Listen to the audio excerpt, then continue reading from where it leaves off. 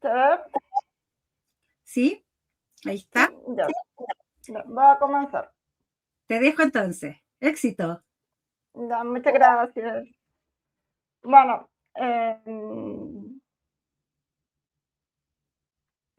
voy a estar hablando sobre Pentesting con IA. Primero que nada, agradecer a Tamara por la presentación, por la bienvenida, también a todos los que se encuentran viendo este evento. Y vamos a estar hablando de los fundamentos del pentesting, entre la diferencia de un pentest tradicional versus con IA y sus fases clásicas. Y bueno, la agenda introduce el tema del contexto, el ciclo del pentest, o sea, por qué IA en el pentest, porque ciclo en el pentest con IA, las herramientas que se pueden ocupar en diferentes proyectos también, tanto en Web 2 como en Web 3, que vamos a ver, que son los contratos inteligentes. Y la arquitectura del pipeline, cómo se integra la IA en estos desafíos que estamos presentando hoy en día. Y vamos a hacer un laboratorio práctico con HashLoop, que es una IA orientada a contratos inteligentes. Vamos a ver un poco de código, lo vamos a ir explicando, y también dejé el repositorio en caso de que lo quieran ver. Bueno, un poquito de mí. Soy pentester, también he estado en el área de desarrollo de software durante más de 7 años, y mi perfil es más orientado al área de hacking ético en entornos web, APIs, aplicaciones móviles, tanto como Android, iOS, incluso tanto en GCP con Amazon Web Service, código fuente en diferentes lenguajes, y en RP especialmente SAP. Y bueno, aquí en inteligencia artificial también en diferentes contextos, de acuerdo a cómo se implemente dentro del sistema. Y bueno, para empezar por lo básico, lo importante acá es que quede claro qué es un pentest.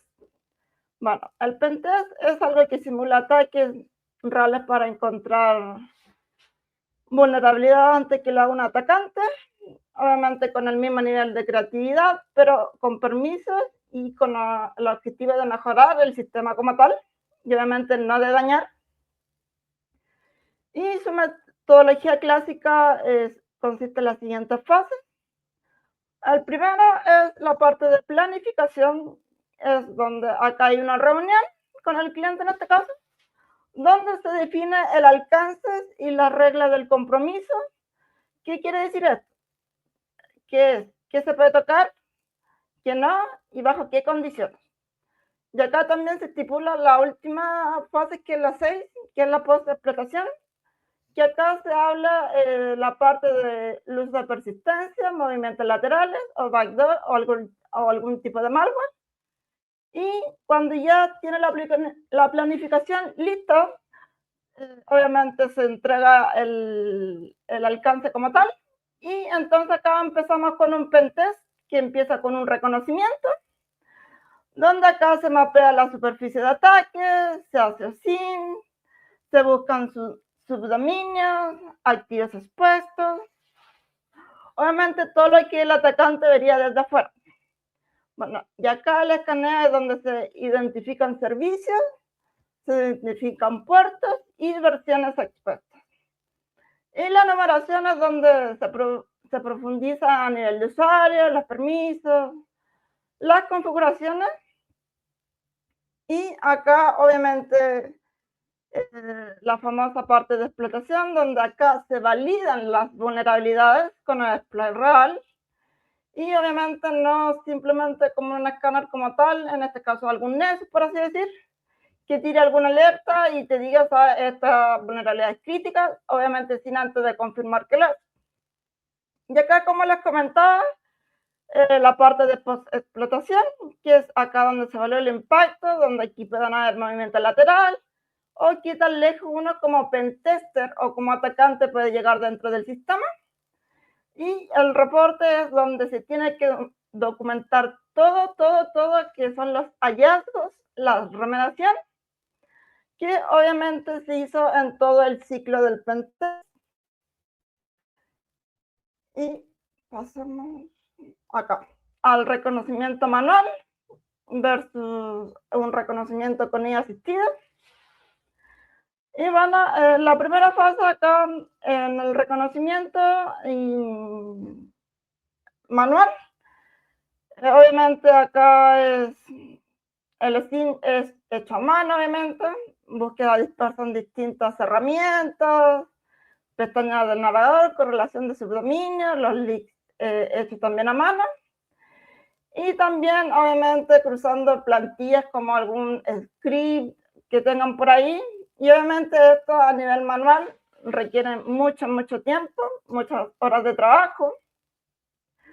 Donde acá para mapear la superficie de ataque de un único cliente, en caso que estén con uno solo, puede durar hasta 2 o 3 días en un reconocimiento extenso, dependiendo del alcance, en este caso, y los activos a revisar. Y acá el reconocimiento con IA asistida, obviamente acá el OSINT es impulsado por los modelos de lenguaje, que obviamente acá te van a resumir la información en un par de minutos, la correlación ya es más automática en subdominios, o las huellas digitales, los leaks en este caso, sin tener que estar cruzando manualmente cada dato, cada uno con el otro. Y acá los modelos también clasifican los activos por exposición y criticidad del negocio.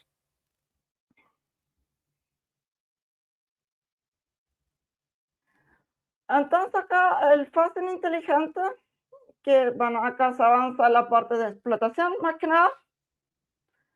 Y bueno, el tradicional, obviamente, como muchos ya lo conocen, pueden estar más familiarizados con el tema.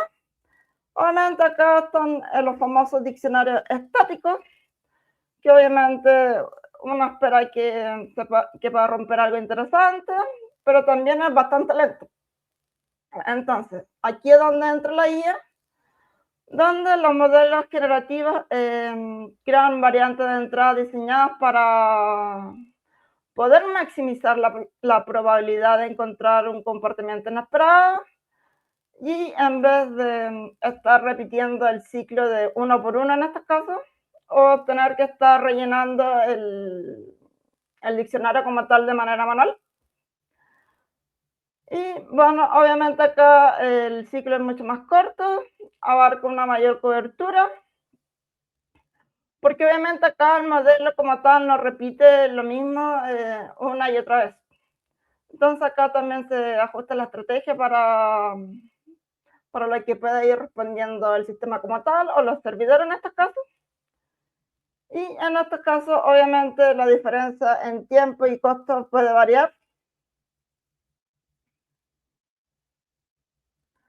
Entonces, acá la famosa parte de explotación que se asiste con IEM, los agentes autónomos o LLM, obviamente encadenan los comandos, interpretan las salidas de la herramienta. Bueno, aquí tienen un sinfín de herramientas que pueden asistir. Aquí solamente puse algunas que son las más conocidas. Sé que hay muchos también aquí que las conocen, que es como el famoso Nmap, el Bullshit, el Metasploit, que también se pueden conectar con el MSP de Cloud o con algún agente de IA en este caso. Y segundo, obviamente, la generación de pilot, que la gente adapta obviamente el exploit y también especifica el objetivo que tiene como tal. Y en vez de lanzar un pilot genérico, obviamente lo ajusta de acuerdo a lo que uno le esté diciendo, lo esté guiando la IA como tal. Y tercero es la famosa orquestación, donde acá un agente central obviamente va a coordinar múltiples utilidades de seguridad, obviamente de manera dinámica, diciendo qué herramientas va a ir encontrando cada vulnerabilidad. Y de acuerdo a eso, también se puede hacer un tipo de metodología. Y en estos casos también es importante la experiencia del pentester como tal, porque si nunca has trabajado con IA como tal y tratas de poner primera vez en tu scope, y si hay algo que no configuraste bien, puedes haber o hacer una violación del tipo del contrato. Y acá la importancia porque la IA en el pentesting, y en esto se define, bueno, yo lo resumo en 4 conceptos, que el primero es el razonamiento contextual, que acá los modelos interpretan los resultados de los escaneos, obviamente, y también van a seguir el siguiente paso. Y también está la parte de velocidad y escala, donde acá se procesan millones de input OCDE en minutos, donde obviamente acá se va a priorizar lo que realmente es explotable. Y también tenemos la parte de automatización de tareas repetitivas, como vimos en el caso anterior, que era el fuzzing, donde uno tenía un diccionario de manera manual y uno lo tiene que ir actualizando a medida que uno vaya mapeando la superficie de ataque. Y bueno, acá la IA hace la generación de pilot, la correlación de hallazgos, y obviamente esto es un poco ya más automatizado porque no tenemos que estar interviniendo de manera manual cada vez que tengamos que actualizar algo. Bueno, y acá el pilar importante que quiero dejar obviamente es que muchas veces creen que la IA como tal puede reemplazar al pentester en este caso. Si bien como tal, uno hace muchos años atrás, antes de que no existiera la IA, requería mucho trabajo, requería mucho tiempo y también mucho trabajo manual, y adicional también el tema del conocimiento de la persona que esté haciendo la revisión. Y obviamente acá si bien se puede hacer una revisión mucho más rápida, pero lo importante acá también es darse cuenta de que la IA como tal por sí sola no va a ser un pentest 100% perfecto. Así que lo importante acá también es poder guiarla e ir ayudándole para que uno pueda ser un pentest exitoso en estos casos. Y acá el proceso de cómo uno puede adoptar IA en una organización. En estos casos la IA se puede poner en una etapa de reconocimiento. Obviamente un activo que no sea muy grande, algo chiquitito podríamos empezar, que no sea algo tan grave para el negocio o crítico para el negocio, porque como les comentaba que acá si están recién implementando IA o si nunca antes han trabajado con IA, puede que el tal como el alcance o la automatización como tal no esté respetando el scope del pentest. Y lo otro, también es importante la parte de automatización de exploit y los permisos que uno tenga también dentro del sistema. Y la segunda fase es la parte de métricas y validación, donde se comparan los hallazgos de la IA, obviamente, con el trabajo manual del equipo. Obviamente acá se miden los falsos positivos, o también porque un modelo puede generar mucho tráfico, en este caso, o mucho ruido. Y también la parte de ampliar con supervisión, donde acá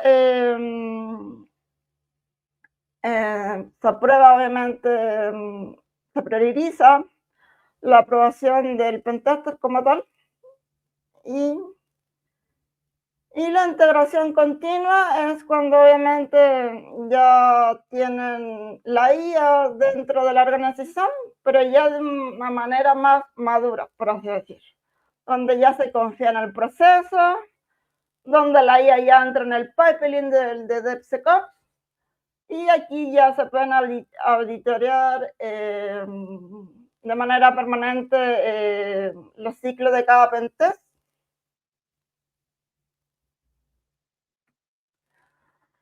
Y acá una diferencia entre el enfoque tradicional o manual en estos casos versus con el que se integra con IA. Y ven acá el enfoque tradicional, como les comentaba, es el reconocimiento y enumeración, que depende obviamente casi por completo de la experiencia de cada pentester. También la cobertura limitada de cada especialista, o sea, cuánta cantidad de pentester va a tener la empresa, frente también a los activos de que hay que asegurar, porque muchas veces puede ser una empresa como consultora, puede tener muchos servicios de pentest, pero hay poco especialistas para poder ver este tipo de activos. Y bueno, acá también, aquí donde entra la parte de la IA, donde el reconocimiento y la priorización asistida por los modelos, obviamente acá cruzan la información como tal, y obviamente acá se va a automatizar, se va a fusionar, se va a generar los pilots en este caso, la correlación de hallazgos. Obviamente esto cuando ya está integrado de manera madura dentro de la organización. Y bueno, acá es un aproximado de porcentaje, donde la fuente es SANS Institute, donde se especifica que en el 67% de los equipos ya ofensivos implementan este tipo de herramientas. Al 40% de las empresas ya la están incluyendo, y puede que en un tiempo más adelante esto vaya aumentando, y obviamente en un 35% es lo que uno puede automatizar o acelerar el proceso de pentesting. Entramos a la parte de herramientas. Obviamente solo puse algunas porque hay infinidad de herramientas. Traté de buscar las que son más maduras en estos casos, las que te pueden dar como un resultado certero. Y como tal, si bien algunas son de pago, necesitan una suscripción pagada en algún asistente de IA. Como tal, a nivel de pentest, Strix y Shannon son una de las pentests que son como más maduras en este caso en tema de reportes. Lo que sí, y la parte negativa de esto, es que consumen muchos tokens. Consumen tanto que puede que si uno por curiosidad le quiere ocupar por primera vez, van a tener que costear tanto la parte, no sé, en cloud, versión, tienen que costear la parte del otro plan para poder conectarlo a la IA como tal. Entonces, solamente necesitan el toque de autenticación, pero como tal también en pentest muy grande consumen muchos tokens, así que lo importante acá es tener un scope limitado, un scope donde se entiende qué es lo que se pueda probar, porque como tal, si no le especifican mucho la IA va a tomar todo el sistema y va a empezar a generar pilots, va a empezar a generar exploit, y puede que haya un tipo de violación en el tema del contrato. Y acá entramos en la parte de la IA orientada a Web3 o contratos inteligentes también, que esto ya también está el día de hoy implementándose. Si bien aquí también puse las que son un poco más maduras, las que son como un poquito ya más utilizadas en la industria. Y acá pueden ver también las que son gratuitas, las que son de pago. Y como tal, en el laboratorio vamos a ocupar Chatlock, que es 100%, bueno, no es 100% gratuito, pero te permite tener hasta 3 revisiones y a nivel de código fuente, y les voy a ir explicando el código también, y me pueden seguir incluso si quieren, porque se puede compartir por el chat. Entonces entramos a la parte de arquitectura de un pipeline en un pentest y con la IA. Entonces, puede que tenga la pregunta de cómo se integra todo en un flujo real sin que esto se transforme en un caos. Entonces, aquí es donde entra la arquitectura, donde entra la fuente de los datos, es decir, todo lo que alimenta el proceso, desde el código fuente hasta los resultados de escaneos previos. Tenemos el orquestador o el agente de IA, que es el cerebro que decide qué hacer con esa información y obviamente coordina con las distintas herramientas disponibles. Y acá entra la validación humana, que es el pentester como tal, que es obviamente un punto de control obligatorio, no opcional. Y también entra la parte de reporte o remediación, donde todo el trabajo anterior se traduce obviamente en algo accionable para el equipo de desarrollo. Y obviamente, como tal, la IA acelera cada uno de estos bloques. Y también puede que salga un poco menor a nivel de costos que el pentest manual, porque obviamente el pentest manual requiere mucho tiempo más que la automatización con IA. Y bueno, acá son como un checklist de seguridad, por así decir, donde antes de activar cualquier agente autónomo, hay que obviamente registrar y auditar cada decisión tomada por la IA. Obviamente lo importante es que sea con trazabilidad completa. También actualizar y reentrenar los modelos obviamente con nuevas TTPs o con nuevos ataques, en estos casos, con nuevas vulnerabilidades. Obviamente porque en seguridad o en ciberseguridad el panorama de amenazas cambia literalmente toda la semana. Todos los días hay alguna vulnerabilidad nueva, así que lo importante es mantenerla actualizada. Y también una de las cosas importantes es obviamente mantener a la persona como tal dentro de la IA y que la pueda guiar como tal. Y en estos casos es poder ver cómo evoluciona esto en el tema a través de los años. Entonces llegamos acá, cómo se ha integrado la IA tanto a nivel de pentesting general como la IA aplicada a contratos inteligentes. Y obviamente acá por el lado del pentesting general tenemos que en el año 2023 aparece el Pentest GPT. Obviamente es el primer asistente basado en LLM, que obviamente guía el pentest el paso a paso. En 2024 tenemos agentes open source que empiezan a encadenar herramientas por línea de comandos, como el Nmap, el BUR.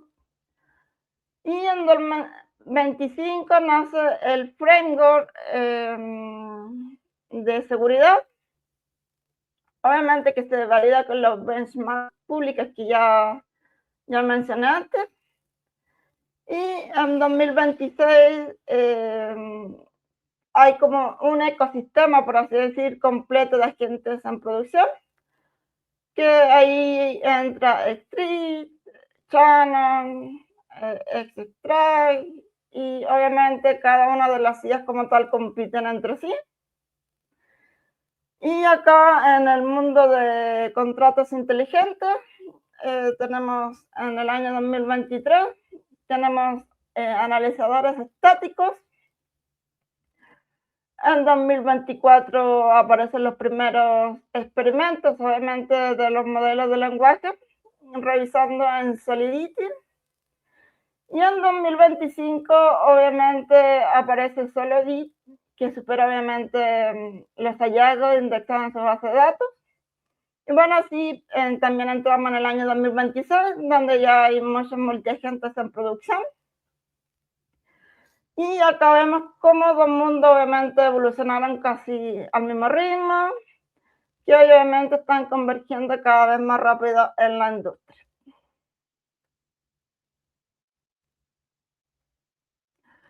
Entonces, como resumen, eh, si bien la IA no reemplaza al pentester o al especialista como tal, sino que se puede acelerar el reconocimiento y el escaneo en estos casos. Obviamente cada POC o prueba de concepto se debe validar a mano. Y acá también es muy importante el tema de gobernanza y concientización. Y ahora vamos a entrar el caso práctico con HashiLoop, donde vamos a ver un poquito de código fuente, nada muy complejo. Entonces van a ver cómo funciona la interfaz como tal. Y si ustedes también quieren lo pueden ver en vivo, porque el repositorio es gratuito. Así que voy a compartir el laboratorio. Me dan un segundo.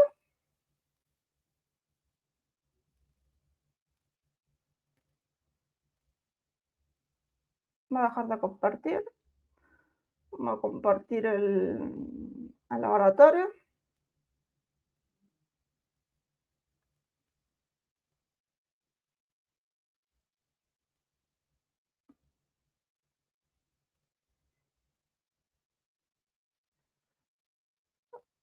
Ya. Como tal, acá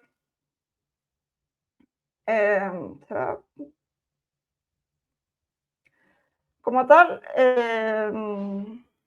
tenemos la parte de auditoría y la parte del pentest. Y acá tenemos la parte de criticidad. ¿Qué es lo que pasa acá? Que cuando uno acá sube el repositorio, termina de escanear obviamente, tenemos este tipo de vulnerabilidad donde, aquí se ve, donde la función en estos casos, como tal, la función initializer en el bool como tal, está marcada como public, que obviamente carece de modificación de initializer en el OpenZeppelin, que esto lo que quiere decir es que se puede hacer llamadas múltiples, obviamente las veces que uno quiera, en cualquier momento. Obviamente, después el propietario legítimo que llama a la función de initializer, quiere decir que cualquier atacante obviamente puede volver a llamarla para reiniciar la variable owner o la variable de dueña en este caso y asignársela a sí mismo. Entonces acá, ¿qué es lo que pasa? Que puede obtener el control total del contrato, obviamente incluyendo los derechos de actualización y la capacidad de drenar todos los fondos del usuario mediante la función zip, que es lo que estamos viendo las alertas como tal, en rojito, que es lo que le estoy explicando. Entonces acá el propio contrato de implementación también puede ser inicializado por cualquiera, obviamente lo que constituye un vector de ataque de manera independiente. Si bien, como bien lo ven que están en rojito, es porque es una vulnerabilidad crítica en este caso. Porque como el rol de dueño en este caso controla el zip, las funciones como tal puede usarse para robar los fondos o inutilizar el contrato como tal. Entonces también tenemos el ataque por inicialización del proxy o el proxy sin inicializar desplegando en una transacción separada.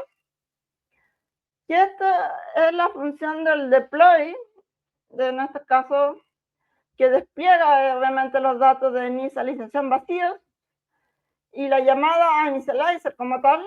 Entonces, la transacción posterior, obviamente, crea una ventana de condición, que esto es conocido como condición de carrera o race condition, donde entre el despliegue del proxy y su inicialización, durante el atacante puede monitorear, obviamente, la llamada como tal sobre el proxy recién desplegado antes, obviamente, y dado que la función vulnerable en este desafío es la función initializer. Entonces, dado que la función como tal no tiene control de acceso ni protección, obviamente el primero en llamarla se convierte en el propietario. Obviamente, un atacante acá puede adelantarse a la transacción de inicialización legítima, obviamente haciendo sus propias llamadas de inicialización y obviamente convirtiéndose en propietario del proxy. Obviamente también puede tener el control total del contrato en estos casos. Y también tenemos el contrato de implementación desprotegida, porque acá, si se dan cuenta, la parte de las alertas que estamos viendo, significa que el contrato como tal o el proxy no puede ser inicializado por cualquier persona. Y entonces, si bien esto muchas veces por el lado defensivo dicen, ¿sabes qué? Esto no es tan grave, no es tan importante, porque como tal, a nivel de usuario, obviamente ellos interactúan con el proxy como tal. Pero acá la vulnerabilidad cuenta que como atacante uno puede ser propietario de la implementación, porque puede llamar al upgrade como tal sobre el propio contrato de implementación para poder redirigirlo hacia un contrato que se puede autodestruir, por dar un ejemplo. Y bueno, acá tenemos la parte de alta, tenemos la parte media y también tenemos la parte baja. Y acá les quiero dejar en claro que acá la información como tal, esto no cuenta como vulnerabilidad. Tengan en cuenta eso, porque para que se considere vulnerabilidad, tiene que haber un impacto en la seguridad como tal. Si bien esto puede ser por una mala práctica, alguna desconfiguración, pero recuerden que no cada desconfiguración va a desencadenar una vulnerabilidad.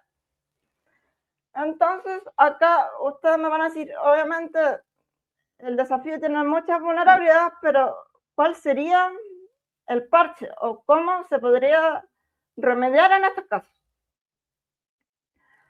Entonces, si se dan cuenta, vamos a tener que debuguear en el código. Obviamente tenemos que ver acá.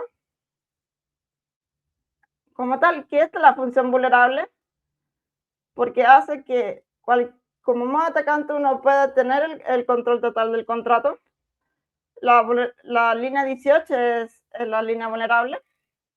Entonces acá el parche como tal,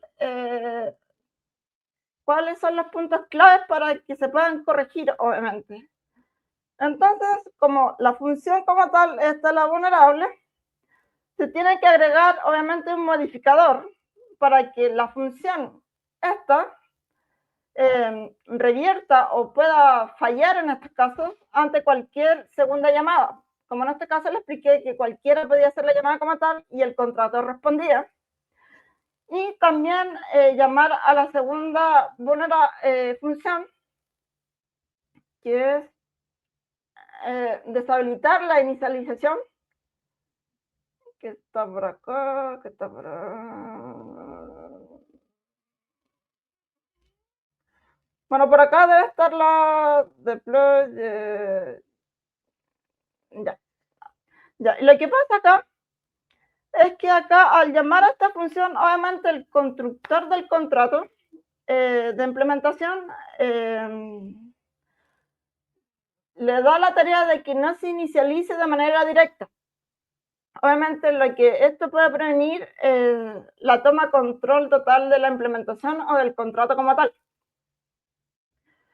Entonces, inicializar de forma atómica, por así decir, en el despliegue. Obviamente, acá el proxy se debe desplegar e inicializarse en una sola transacción como tal. Y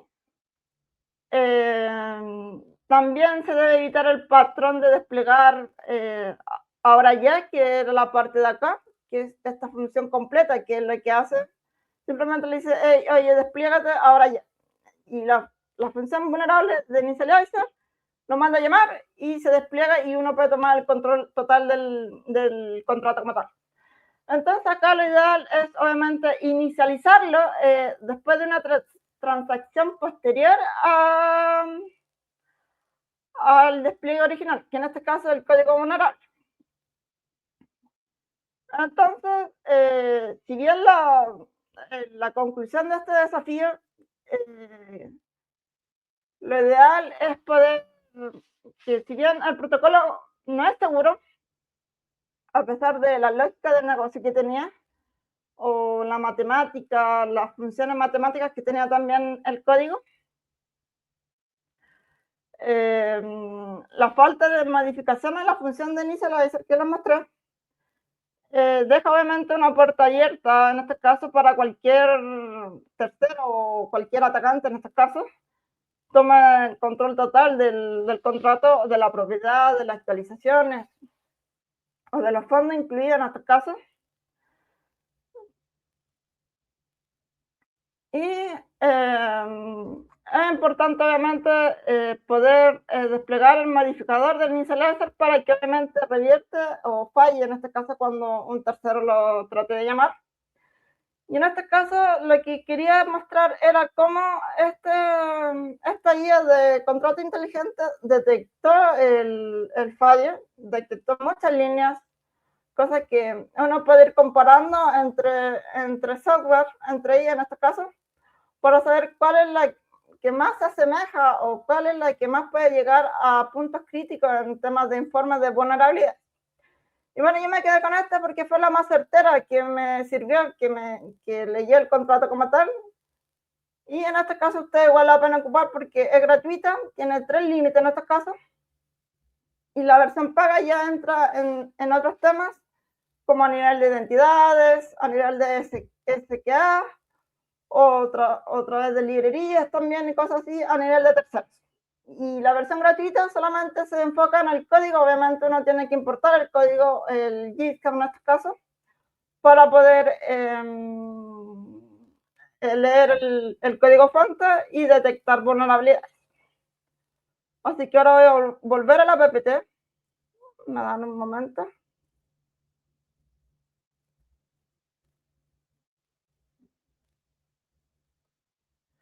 Me dan un momento que vuelvo a la PPT. Y bueno, terminamos. Quería mostrar cómo funcionaba la IA como tal en el caso práctico de HashLoop y cómo detectaba vulnerabilidades en el código fuente a través de la función vulnerable que le mostré. ¿Alguna pregunta, alguna consulta?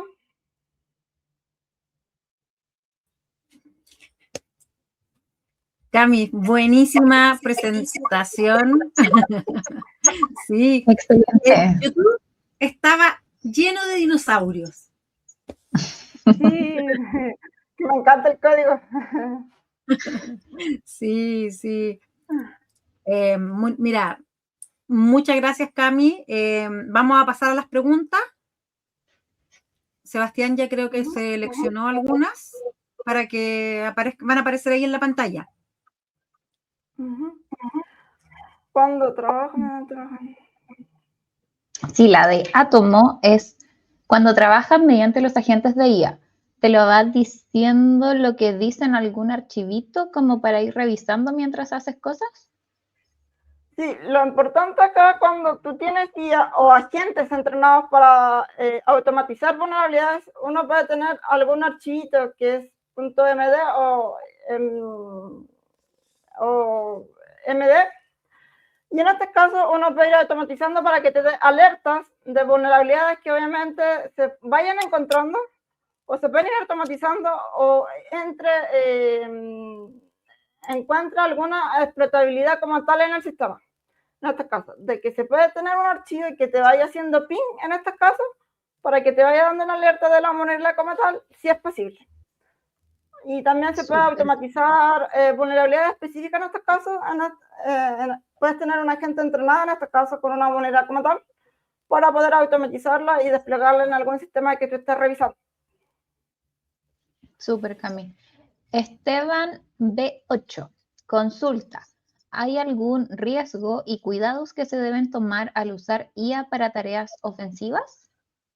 Sí, los riesgos es cuando tú no tienes el RAG, en estos casos la IA como tal, porque como se tiene que ir actualizando de manera constante para el tema de vulnerabilidades, puede que la IA como tal empiece a alucinar, o también la IA como tal se puede salir del alcance.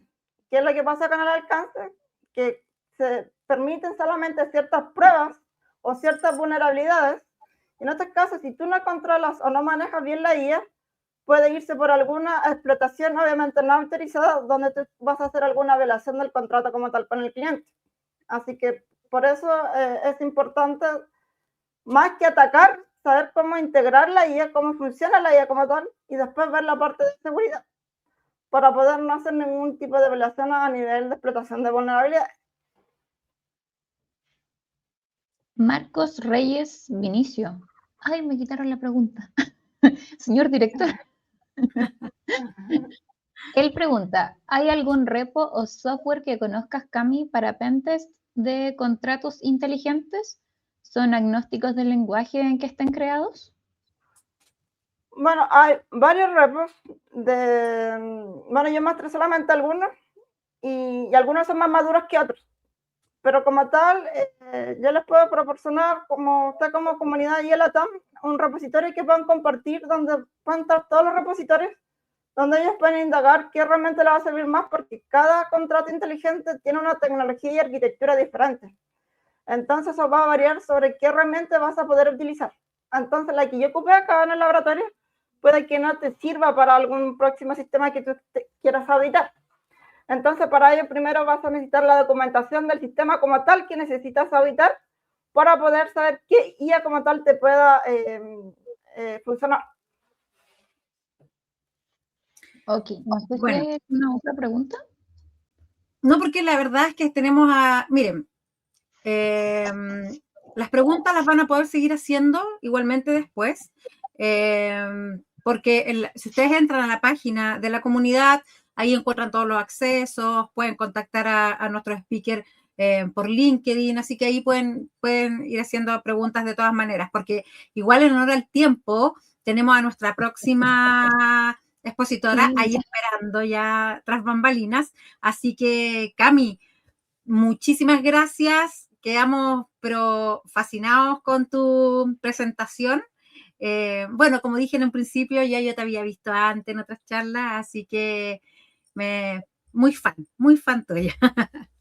Así que Sí, eso. estamos viendo por pantalla todas las felicitaciones a la Cami también. Sí, no, si la Cami tiene sus fans, es como una estrella, así como una estrella del pentesting, porque se subían y decían, no, aquí está la banda apoyándote. Sí. Sí, Gracias. Bueno, igual quiero agradecer a ustedes por la presentación, por el espacio, por la invitación sobre todo, y también a todas las personas que están viendo este evento. Sí, Cami, gracias a ti, de verdad, muchísimas gracias por haber apañado. Y para las personas del chat que nos preguntan por la presentación de la Cami y de los otros speakers que ya han estado enviándose, tienen que estar inscritos. Entonces, que vayan a la página web. La Tami le ha mostrado hartas veces cómo funciona. Así que inscríbanse para que puedan recibir todo esto y también el certificado de participación en este congreso de 2 días. Ahora sí, Tami, vamos con la siguiente expositora. Ella nos va a dar una